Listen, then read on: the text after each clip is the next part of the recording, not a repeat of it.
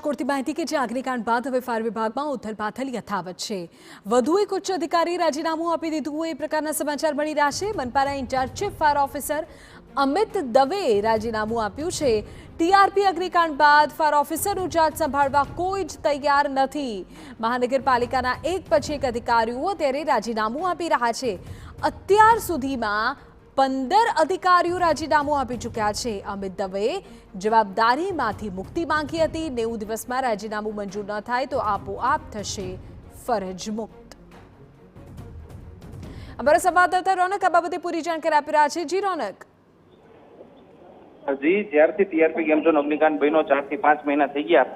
જ્યારે chief fire officer હતા ઇલિયાસ ખેર અને ત્યારબાદ ઇન્ચાર્જ ચીફ ફાયર ઓફિસર હતા જે ભીખા ઠેબા, તેમના ઉપર આરોપ લાગ્યા બાદ તેઓ જેલમાં ગયા હતા ને ત્યારબાદ કચ્છના એક અધિકારી હતા ફાયર ઓફિસર અનિલ મારુ, તેમની નિમણૂક કરવામાં આવી હતી। પરંતુ તેઓ પણ એક ખૂબ જ ચોંકાવનારી રીતે લાંચના કેસમાં પકડાયા હતા અને તેઓને પણ જેલમાં જવાનો વારો આવ્યો હતો। ત્યારબાદ રાજકોટ મ્યુનિસિપલ કોર્પોરેશનના ચીફ ફાયર ઓફિસર તરીકે કોઈ પણ વ્યક્તિ જવાબદારી સંભાળવા તૈયાર નહોતું, કારણ કે આ એક કાટાળો તાજ જેવી સ્થિતિ છે જે અહીંયા થઈ ગઈ હતી ને ત્યારબાદ મનપાના જે વર્ગ 3ના કર્મચારીને વર્ગ 1ની જે જવાબદારી હતી ચીફ ફાયર ઓફિસરની તે આપવામાં આવી હતી ને ત્યારબાદ ઓલરેડી જે રાજકોટના જે ફાયર વિભાગ છે તેમાં સ્ટાફની ખૂબ જ ઘોટ હોવાથી વર્કલોડ ખૂબ જ રહેતો હતો ને બીજું પણ અનેક કારણોસર હતા। ત્યારે અત્યારે જે અમિત દવે છે વર્ગ 3ના ચીફ ફાયર વર્ગ 3ના કર્મચારી છે જેમની પાસે વર્ગ 1ની જવાબદારી છે, તેઓએ રાજીનામું આખરે જે મૂકી દીધું છે ને તેમને પોતાની જવાબદારી છે તેમાંથી મુક્તિ માંગી છે। કારણ કે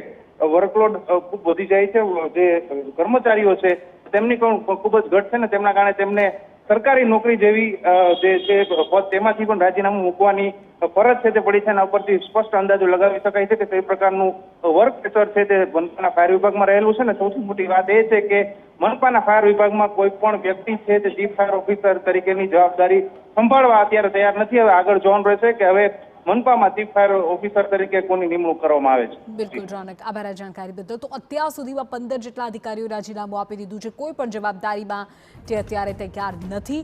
ત્યારે વધુ એક સમાચાર મળી રહ્યા છે, અમિત દવેએ રાજીનામું મૂક્યું છે। મેં છે ને 1લી તારીખે સીઆઈડી ડિપાર્ટમેન્ટમાં રાજીનામું મારું ઇન્વર્ટ કરાવેલું છે, એટલે કમિશનર સાહેબને કદાચ વચ્ચે રજા આવી ગઈ એટલે કદાચ આજે એમના વંચાણે જશે।